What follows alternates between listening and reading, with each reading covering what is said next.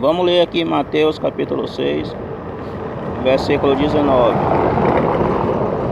que fala o tesouro no céu e o tesouro na terra. Tesouro na terra são... tesouro na terra todo mundo sabe, né? Eu já falei nos outros vídeos. Essa é a quinta parte do vídeo. Então nos outros vídeos tem dizendo, não é preciso repetir toda hora, né? E o tesouro no céu, que é a palavra de Deus, é o evangelho de Deus. Em 2 Coríntios, capítulo 4, versículo 7, fala do vaso de barro e vaso de ouro. Capítulo 4, versículo 7 de 2 Coríntios diz: Temos, porém, este tesouro em vaso de barro, para que a excelência do poder seja de Deus, e não de nós. Versículo 8: Em tudo somos atribulados, mas não angustiados, perplexos, mas não desanimados. Versículo 9: Perseguidos, mas não desamparados, abatidos, mas não destruídos. Versículo 10: Trazendo sempre por toda parte a mortificação do Senhor Jesus Cristo no nosso corpo, para que a vida de Jesus seja manifestes também nos nossos corpos. Versículo 11: Assim nós que vivemos estamos sempre entregues à morte por amor de Jesus, se manifeste também de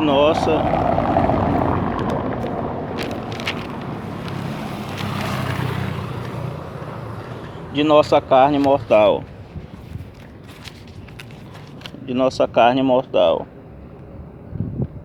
Versículo 12: De maneira que em nós opera a morte, mas em vós a vida. 2 Coríntios 6,10: Se entristecido, mas sempre alegres, porém pobres, mas enriquecendo muitos outros. Ou em outras versões, enriquecendo a muitos, nada tendo, mas possuindo tudo, né? Em 2 Coríntios 4:7 fala: As boas novas, o evangelho, a verdade de Cristo e a palavra de Deus é o tesouro. O evangelho é o dinamis, né? O poder de Deus. A excelência deste poder é de Deus, pois dele e por ele são todas as coisas. O mérito é dele, a recompensa é nossa. Toda glória e honra seja dada a Deus. Deus nos deu o poder para realizarmos sua obra. Mesmo nós sendo frágeis, ele nos confiou a sua palavra e derramou sobre nós o seu Espírito. Porém, ele conhece a nossa estrutura e sabe que somos pó. Salmo 103, versículo 14. Barro, somos barros composto, nós éramos barro composto de terra e água, né? Antigamente nós era composto de terra e água, mas o Senhor, nós era inútil, né? Nós era inútil e Deus nos fez útil na sua obra, né? Romanos capítulo 9, versículo 21. Vaso de honra e precioso, né? Hoje nós somos vaso de honra, né? Não somos vaso de ouro. Vaso de ouro é aquelas pessoas que se orgulham, né? Que têm orgulho, são orgulhosas, são avarentas. Tem vaso assim, tem vaso que se acha, que ele acha que ele é o tal, que ele é o bambambam, né? Então ele se acha. Esse vaso aí não presta, esse vaso aí é o vaso de é o vaso de ouro, ele se acha, né? Mas nós somos vaso de barro, vaso de honra, né? Composto de água, de terra, né? Nós viemos do pó, nós era inútil, né? Mas hoje somos útil. Então o apóstolo Paulo fala aqui que as boas novas, a verdade de Cristo, esse é o tesouro. Então o apóstolo Paulo falou que o tesouro é o evangelho, é a palavra de Deus, é as boas novas, né? É as boas novas, é o poder de Deus, né? Pois dele, por ele são todas as coisas. O mérito é dele, a recompensa é nossa. Toda honra e toda glória seja dada a Deus, né? Ele nos confiou, nos deu o poder para realizarmos a sua obra, mesmo nós sendo frágeis, mesmo frágil, ele nos confiou a sua palavra e derramou sobre nós o seu Espírito. Ele conhece você, ele conhece nós. Deus conhece a cada um de nós. Ele sabe os nossos limites, as nossas fraquezas. Ele sabe que nós somos pó, que nós somos frágeis. Mesmo assim, ele confiou em nós, derramou sobre nós o seu poder, o seu Espírito Santo. Tem pessoas que se acham, que nem eu falei, vaso de ouro, ele se acha. Esse vaso não presta para Deus. Ele se orgulha, né? Ele se orgulha. Mas aqui o Senhor está falando que nós somos vaso de barro, né? Composto de água, de terra. Nós era inútil, mas agora somos úteis na obra do Senhor. Então, somos agora vaso de honra, precioso nas mãos do Senhor, né? E o Espírito Santo de Deus, o Espírito capacitou, né? Capacitou, professor, ele ensina. Então o Espírito de Deus, através do seu Espírito, foi que nós se tornamos vaso de honra, vaso precioso. Nós era inútil, mas através do Espírito Santo de Deus, ele nos fez útil, né? Ele é o capacitor, ele capacita. Basta você querer. Basta nós querer. Basta nós querer.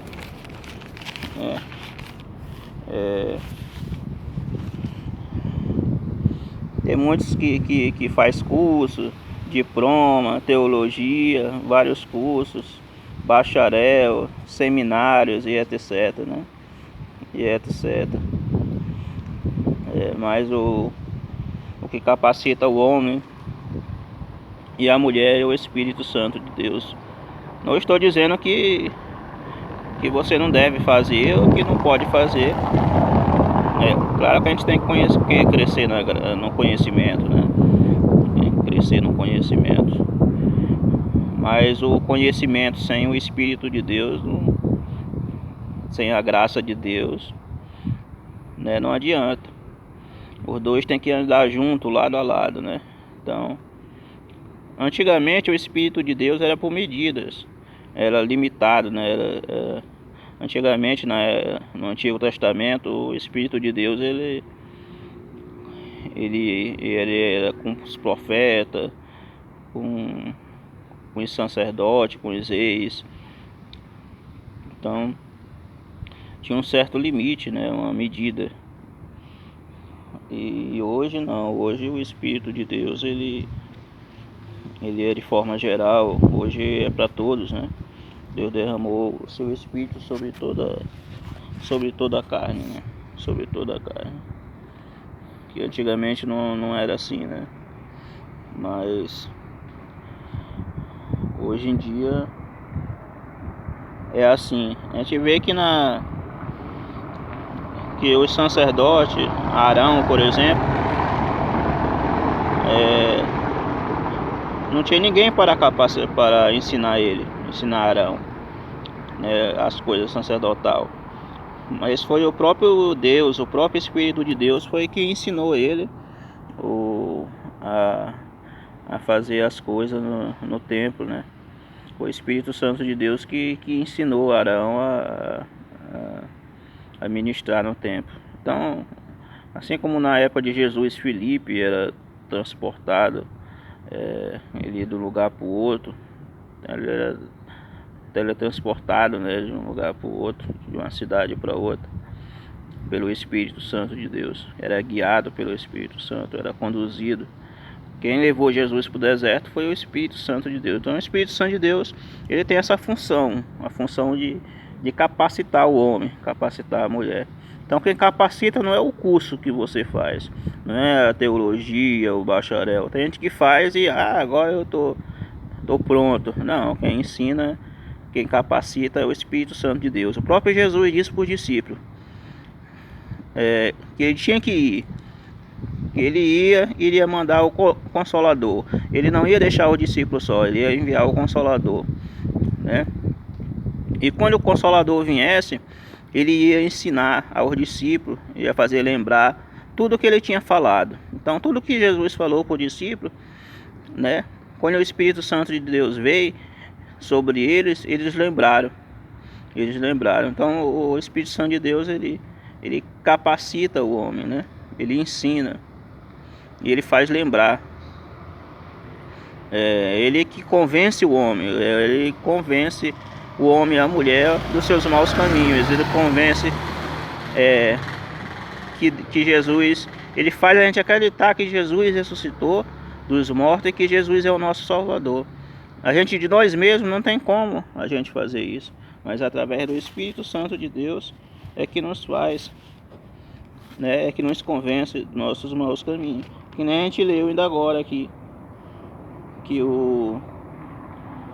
não é de nós mesmos, que não é de nós. Tem gente que acha que é dele. Não, foi eu que quis aceitar Jesus, foi eu que quis vir para a igreja, né? Foi eu que quis, mas não é. A Bíblia diz que ele que nos escolheu, que nos fez povo seu, né? Então foi o Jesus que escolheu nós, não foi nós que escolhemos ele, foi ele que nos escolheu, né? Quando ele chegou para Paulo no caminho de Damasco, ele falou em Atos 9, ele disse que ele era um vaso escolhido. Ele falou também para Ananias, disse: vai, porque ele é para mim um vaso escolhido. É um vaso escolhido. Quer dizer, que foi Deus que escolheu Paulo, né? Foi Deus que escolheu nós, foi Deus que escolheu eu, escolheu você. Não foi você que escolheu esse caminho. A gente de nós mesmos, a gente só fazia coisas erradas, né? A gente gostava era das coisas do mundo, né? Então, que nem diz aqui em Salmo 103, versículo 14, que não era composto de terra e água e que a gente era inútil. Mas através de Deus, do seu Espírito Santo, foi que nos fez, nos convenceu. O seu Espírito Santo nos convenceu de que nós éramos realmente pecadores e que nós precisávamos de salvação de Jesus Cristo. Então é o Espírito Santo de Deus que até hoje convence o homem e a mulher. Então é o Espírito Santo. Quando você prega o Evangelho, quem faz a função de convencer a pessoa é o Espírito Santo. Não adianta você insistir e coisa. Quem faz a obra é o Espírito Santo de Deus. A nossa parte é só pregar, evangelizar, anunciar as boas novas. Agora, convencer o homem e a mulher dos seus maus caminhos, essa é a função do Espírito Santo de Deus.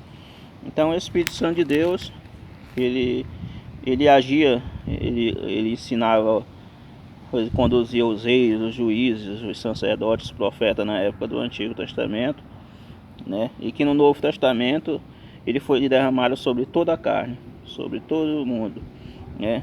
Quem leva o homem para a igreja, a mulher, é o Espírito Santo de Deus que leva o homem e a mulher. O Espírito Santo de Deus até fala com pessoas que até mesmo não são evangélicas, não são crentes. Muitas pessoas que não são crentes já tiveram revelação de Deus. Deus já falou com elas, né? E elas até mesmo já contaram até testemunho na igreja que Deus ela ouviu uma voz falou com ela, que era o Espírito Santo de Deus falando com ela. Então o Espírito Santo de Deus, ele fala até com pessoas que não são evangélicas. Por quê? Porque o Espírito Santo de Deus foi derramado de uma forma geral.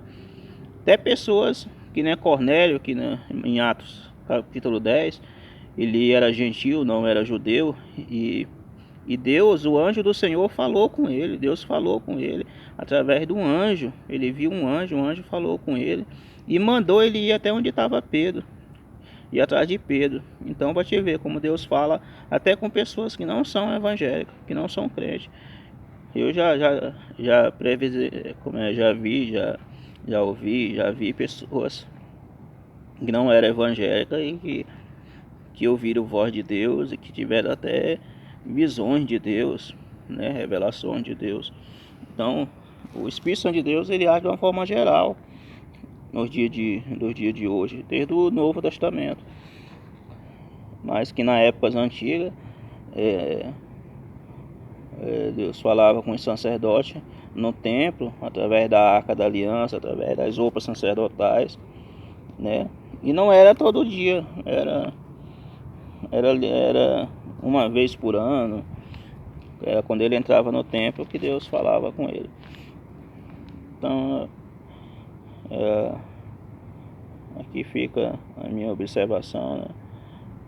Aqui fica mais um estudo, um ensinamento, e que ajude tanto você e todos nós aprendemos, né?